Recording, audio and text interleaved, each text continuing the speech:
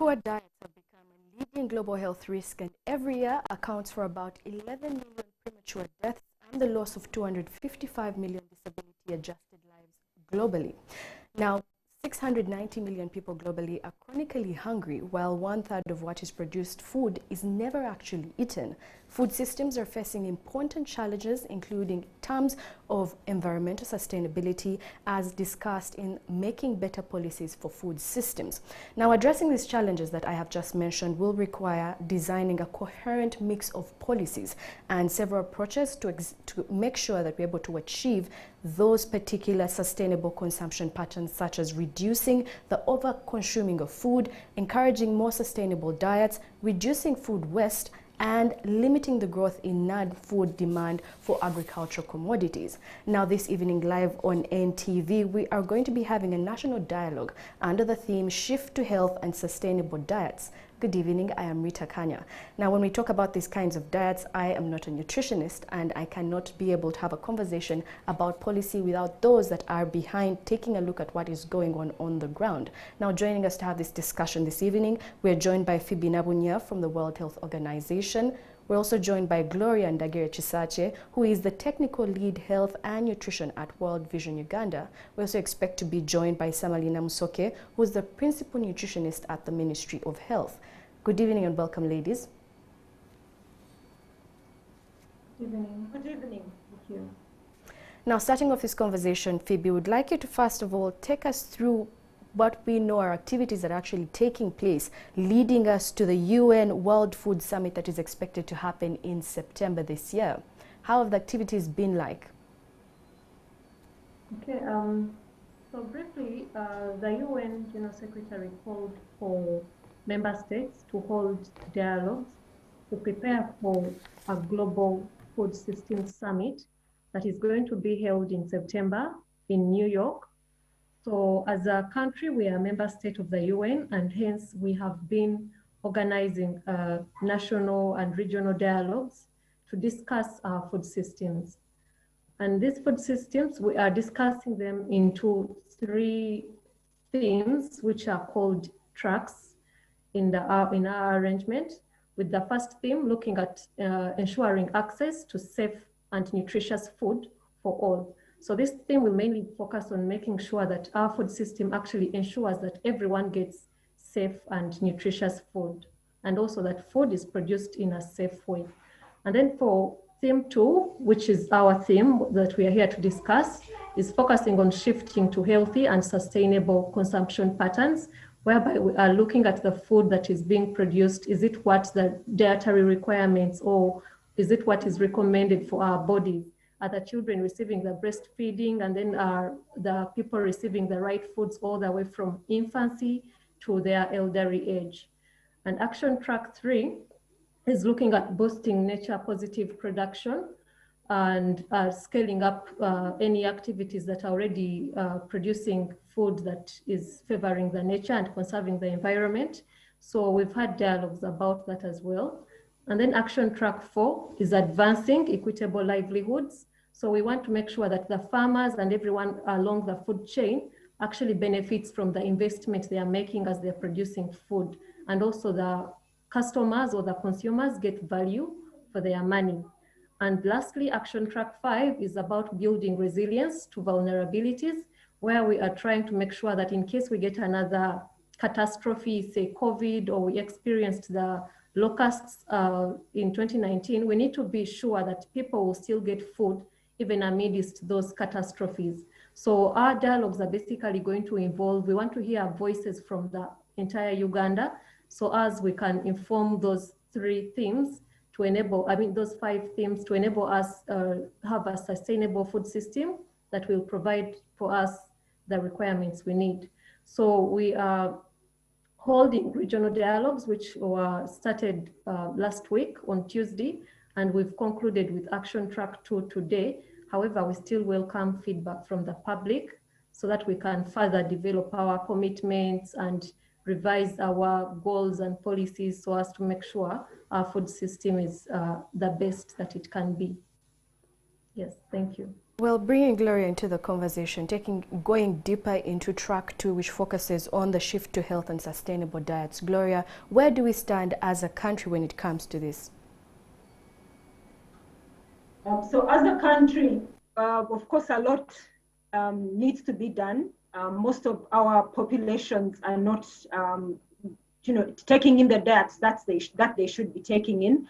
We have challenges with the urban population where the middle class is moving towards using or consuming foods that are not healthy but are seemingly more convenient, while we have challenges at grassroots level where the marginalized and poor communities have limited access to healthy diets and the foods that they should be consuming to stay healthy. So there are two spectrums of the problem, and we need to come up with strong ways of addressing these challenges.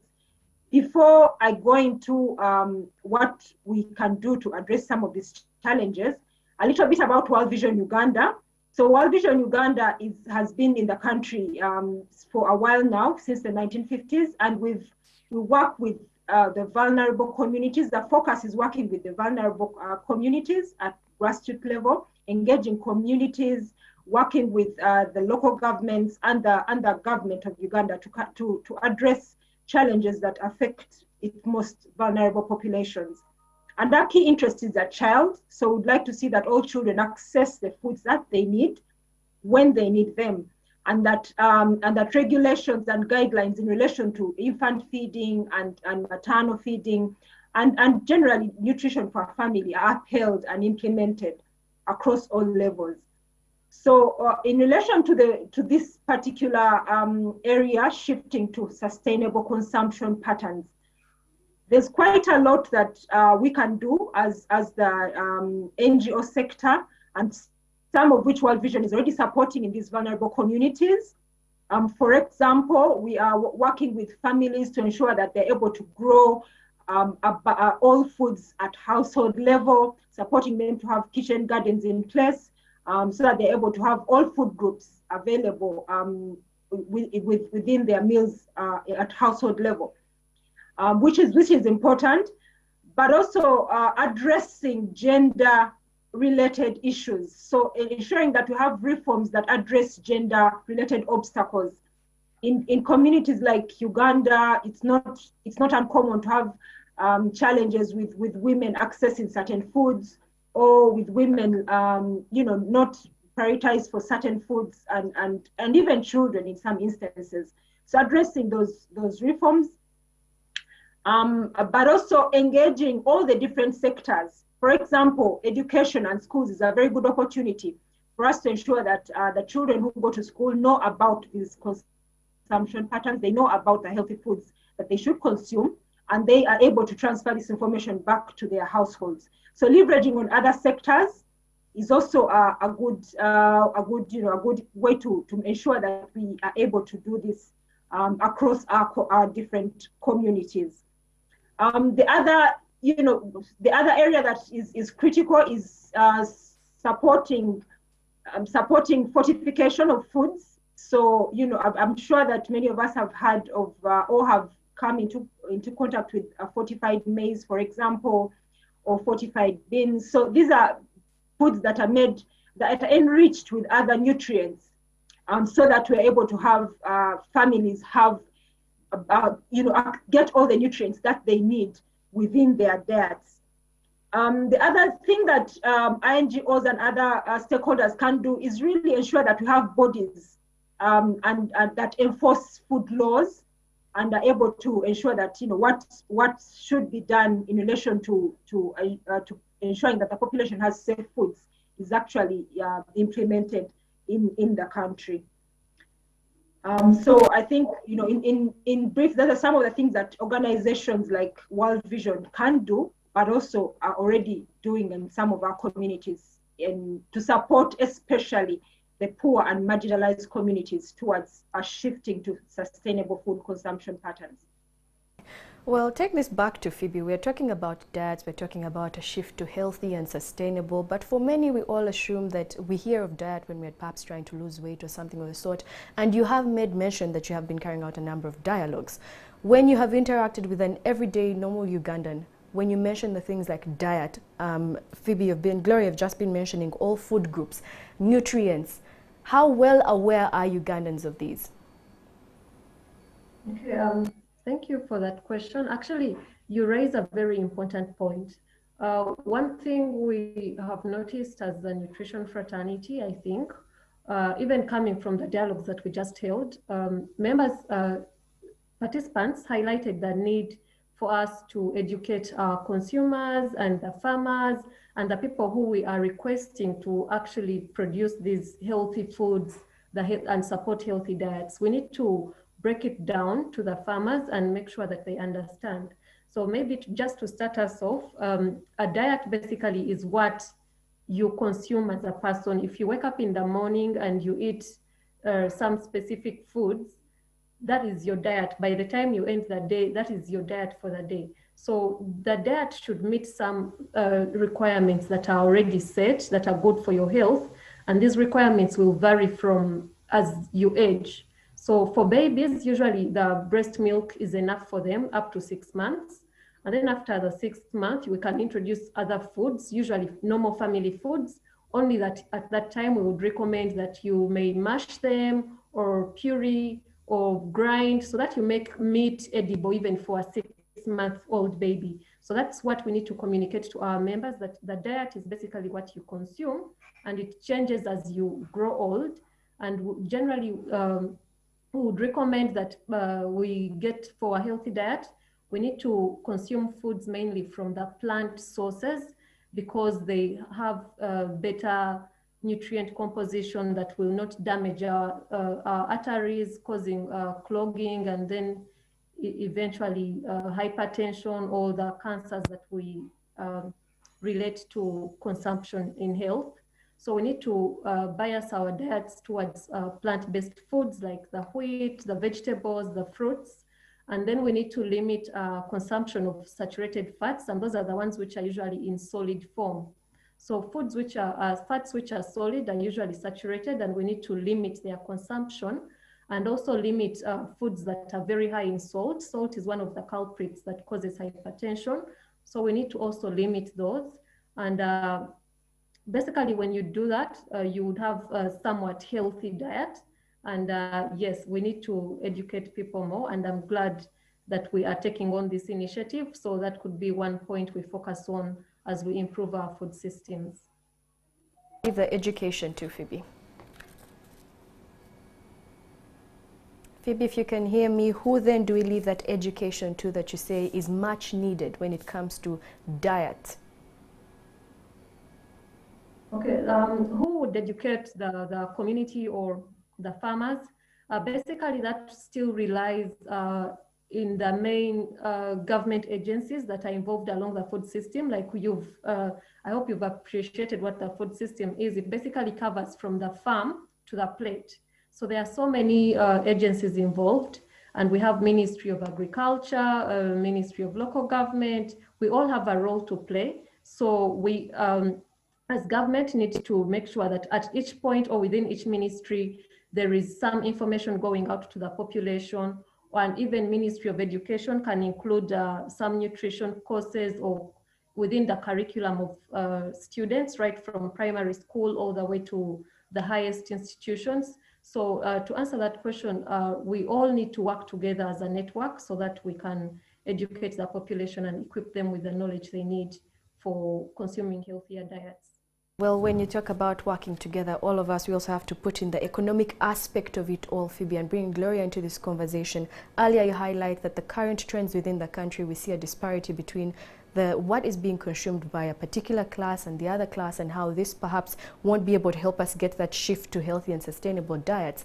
But when it comes to just how much someone can be able to afford that particular sustainable, healthy lifestyle, that healthy diet, is it affordable?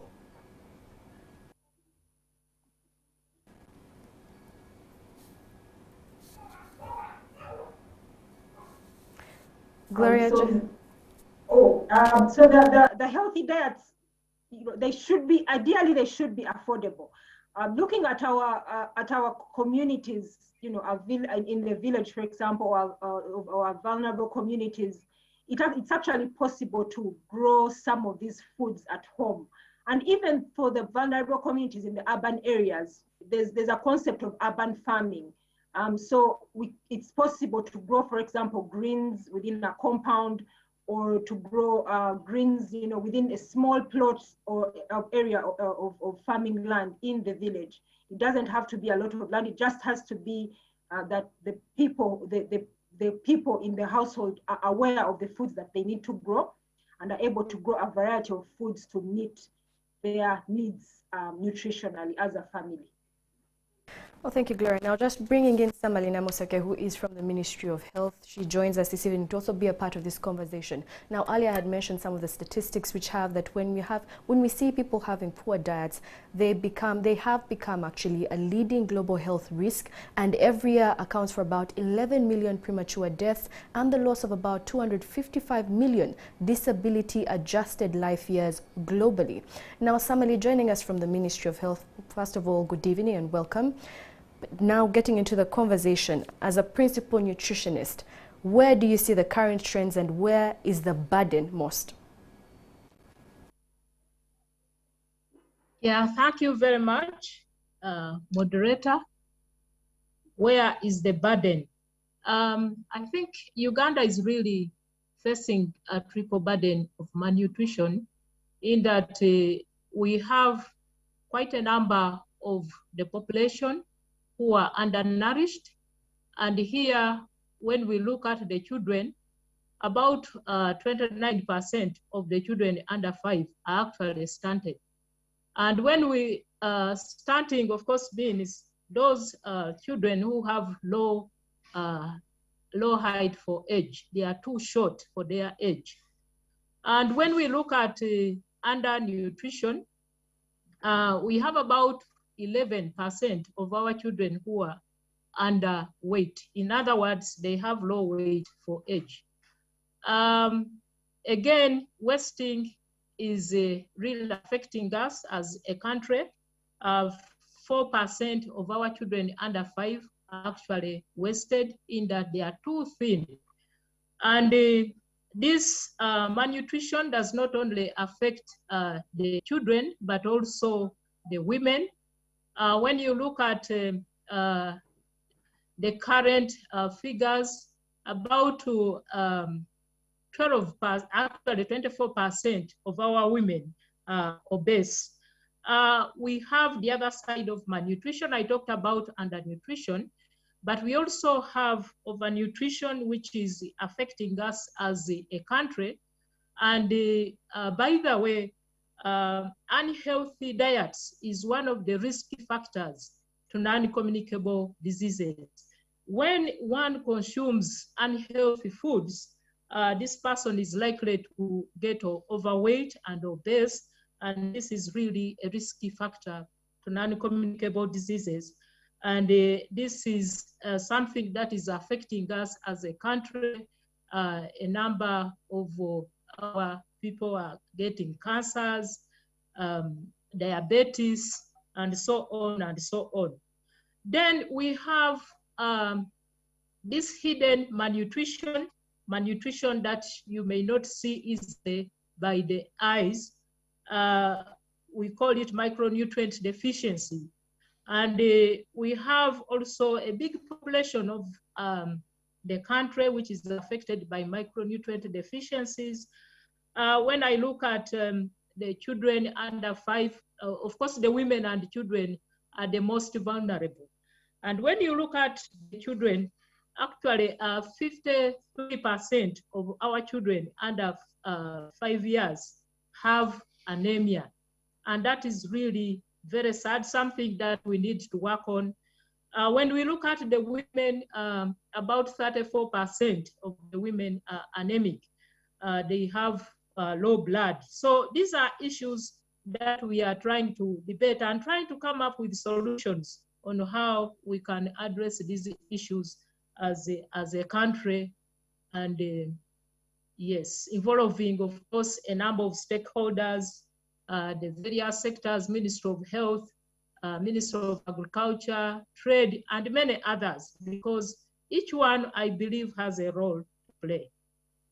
Well, Samali, have you had any conversations with the other ministries? As you mentioned, the Ministry of Education, we do know that in our curriculum here and there is a mention of a balanced diet, but also just taking a look at the Ministry of Agriculture as well and Ministry of Trade. Have you had any conversations? Yes, we are collaborating on a number of issues, a number of interventions. And I want to say that we are working with the Ministry of Education to ensure that the schools have school feeding guidelines. And we believe that the school children are very good champions in terms of disseminating the message to the communities, to the families. So we have these guidelines in place, and we worked together with the Ministry of Health. Then under Ministry of Agriculture, again, I must say we've been collaborating, and we are working together on a project called the multi-sectoral project, where we are actually involving schools as channels of change, agents of change. So what happens is that we educate the school children on good agronomic practices. They set up demonstration gardens in the school, and we also involve the parents in these interventions. They see what goes on, and whatever happens at schools, we always encourage the children and the parents of these children to do the same in the communities. For example, of late, we have been encouraging them to grow foods that are rich in micronutrients, so that when they are eating food which is of value. Okay. All right, Samali, now as you talk about how you and different ministries, as Ministry of Health and different ministries are coming together to have those multi-sectoral approaches, one thing that was highlighted earlier by Gloria was the need for food laws. Gloria, could you kindly take us through that? Where should we be seeing these food laws? Okay, there are quite a number of policies, laws, regulations around the food. And one thing that I must say, first of all, is that we have the food and nutrition policies, where we anchor most of the interventions that we are implementing related to food and nutrition. And one of the policies that we are looking at is a policy on public food procurement, because we have realized that many of the public institutions procure food that is unhealthy. So this is something that we have embarked on as a ministry, of course, in collaboration with other stakeholders, to ensure that the food that is procured in public institutions is healthy. And from the discussions that you have had previously, we are encouraging foods that are healthy. Those are the foods that we encourage to be marketed in these institutions. Then, of course, we realize that there are quite a number of unhealthy foods that are being marketed on the street, including foods for children. And I want to say that as government, we have a law that regulates the marketing of infant foods. This is in place, and what we need to do is to ensure that we enforce and we prevent the aggressive marketing of these foods. We want to promote breastfeeding, and as you've heard from one of the presenters, is that as Uganda, our culture really promotes breastfeeding, and this is what we would like to be promoted to all the mothers. One other policy or regulation guideline that we are working on is the food-based dietary guidelines, just to give information to guide the population on what kind of foods they should be taking and in what amounts, how frequent should they be taking these foods. Of course, this can help them to make choices on the kinds of foods that they are consuming. Then the other area, of course, is the intervention on food fortification.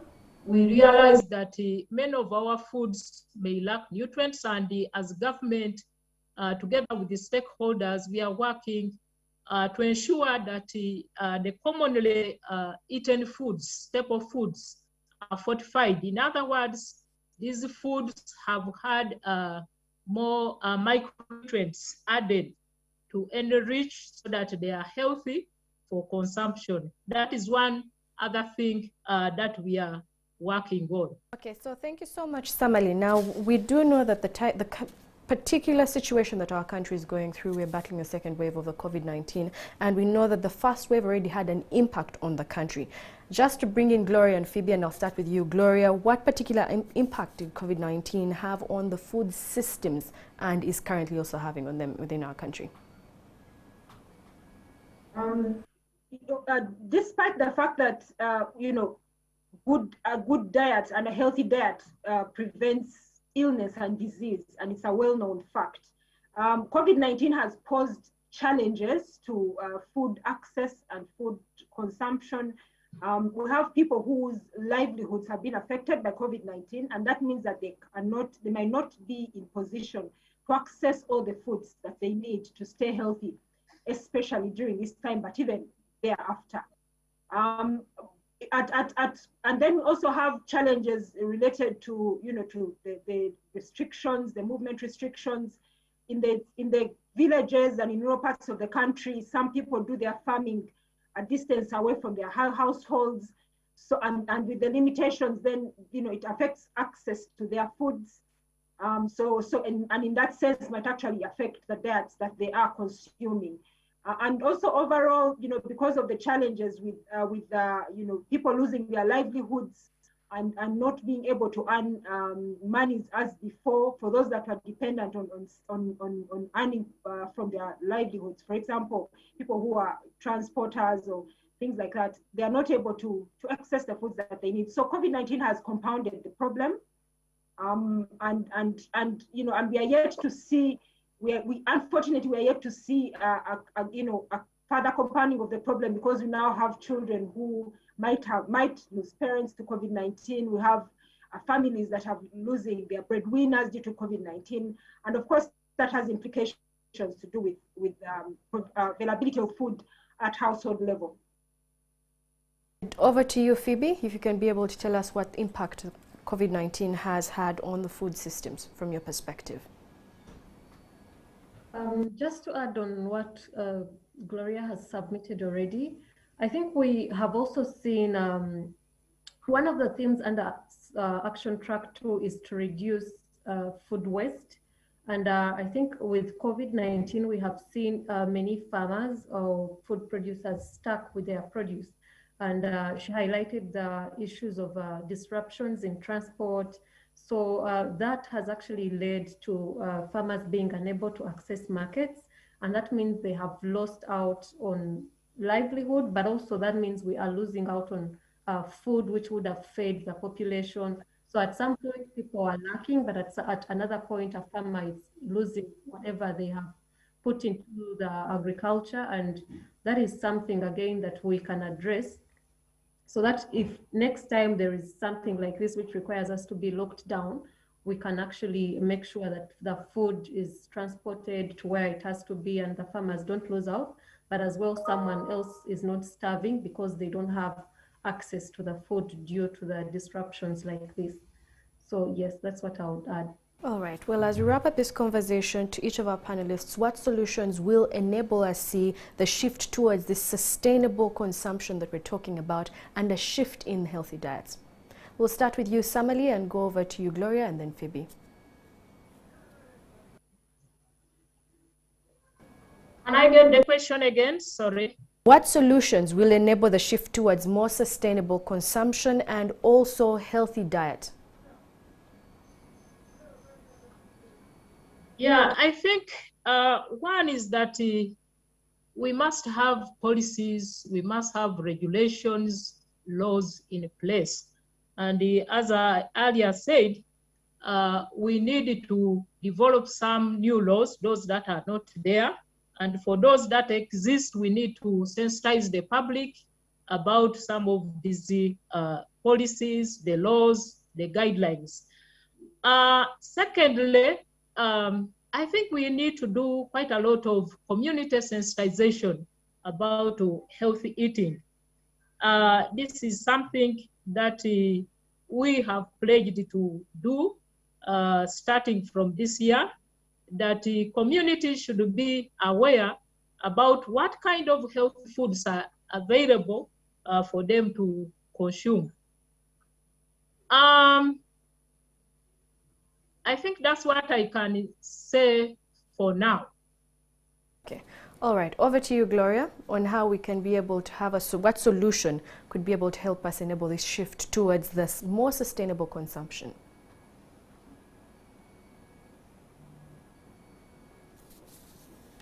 As we try to get to Gloria, perhaps we can go over to you, Phoebe. Most importantly, to you, if you can hear me, what solutions will enable the shift towards more sustainable consumption? Gloria, if you can hear me, please do answer, and then we'll get over to you, Phoebe.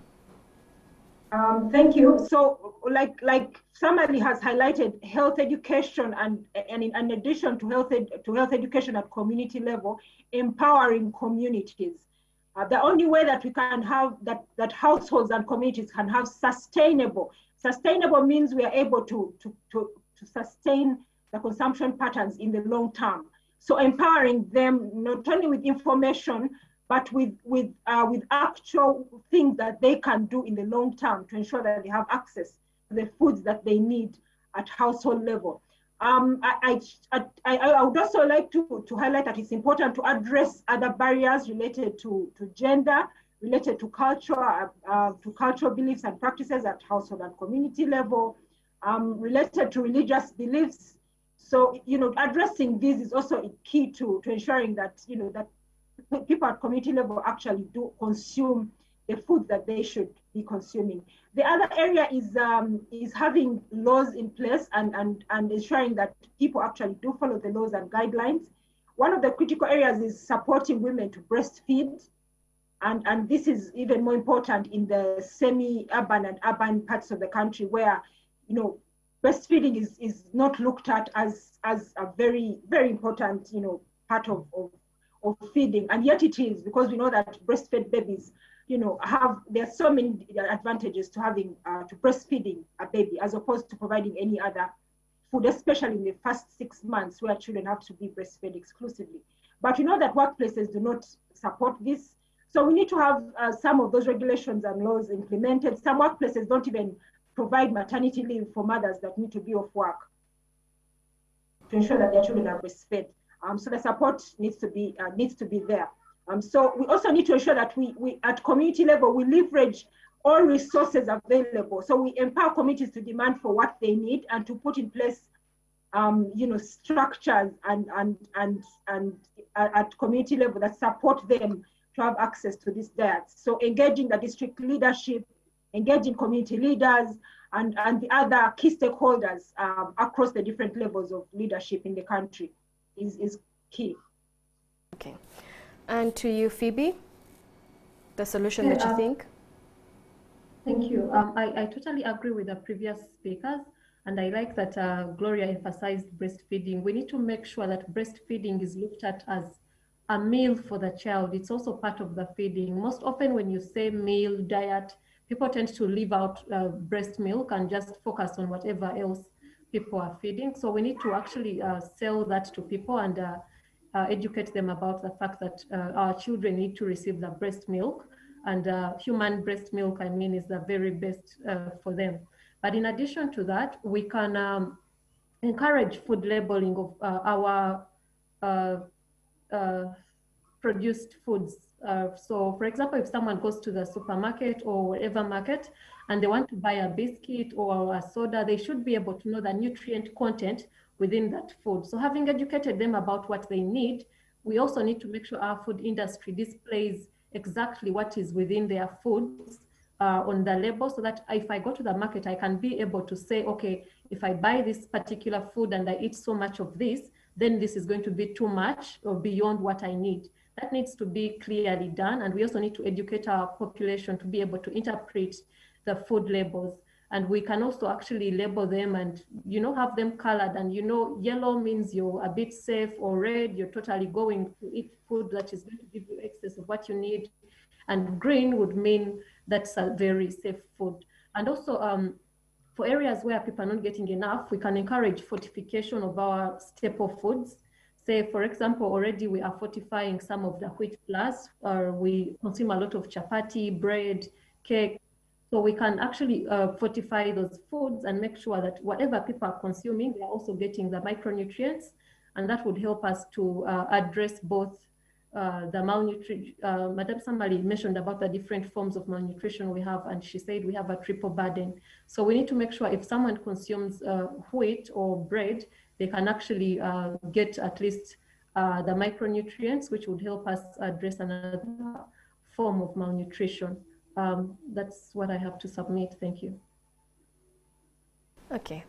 Well, all right, Phoebe. Now, as we wrap up, I'll just ask each of you. Phoebe, we'll just start with you since you've just been speaking, to give us your parting shots when it comes to the shift to the healthy diets that we're talking about, the sustainable consumption that we're also mentioning, these sustainable diets, and the shift to the healthy and sustainable diets. What should someone have in mind when they think of this track to action? Okay. Okay. My parting shot would mainly be to emphasize what a sustainable diet is, or a sustainable consumption pattern is, and that is consuming food that will meet my requirements, meet the livelihood or support the livelihood of the producer, but as well conserve the environment and make sure that my children or my grandchildren, they also have an environment which will support healthy foods from coming, which will support production of healthy foods from the environment. So as we consume food, we need to make sure that whatever you're eating is not going to damage the environment, it's not going to harm your body, and it's not going to harm the producer. Thank you. To you, Gloria, your parting shot. Just for us to know that poor nutrition has far-reaching effects. And it's imperative that we do support people of all age groups, across all age groups, to have the kind of diets and meals that they need to have. For example, an adolescent who is not feeding well, that poor feeding might have consequences for her children in the future. So we really need to recognize that that nutrition has far-reaching effects, and we need to emphasize and support our communities to recognize that healthy diets are possible at whatever level, whether it's at village level or within urban homes. It's possible to have a healthy diet, and we should all look towards ensuring that we have well-balanced healthy diets, which will also ultimately support economic growth of our families and our country as a whole. Okay. And to you, Samali, lastly. Yeah, thank you very much. Just to add on the previous speakers is that we need to have healthy diets, health foods throughout the year. And these health foods cast across all age categories in the household. The babies, the adults, the adolescents, the women, the men, all these need to consume healthy foods throughout the year. And as mentioned earlier, we need to produce these foods while preserving the environment, because we know we are producing children, we are going to have grandchildren. So this, the land, the environment should be able to sustain these healthy foods. And I want to say that if we do not consume healthy foods, we are likely to suffer from non-communicable diseases, which are on the increase in this country. So for us to avoid suffering from non-communicable diseases, this is the time to act, to change our ways, our behaviors, and consume healthy foods. Okay. Well, thank you so much, Samali, having joined us to have a conversation about the shift to healthy and sustainable diets. This evening, we were joined by the panelists, Phoebe Nabunya from the World Health Organization, Miss Gloria Chisache Ndagire, who is the technical lead Health and Nutrition World Vision Group, and Dr. Samali Namusoke, Principal Nutritionist at the Ministry of Health. Thank you so much for joining us, ladies. Have a good evening. Coming up is The Bit.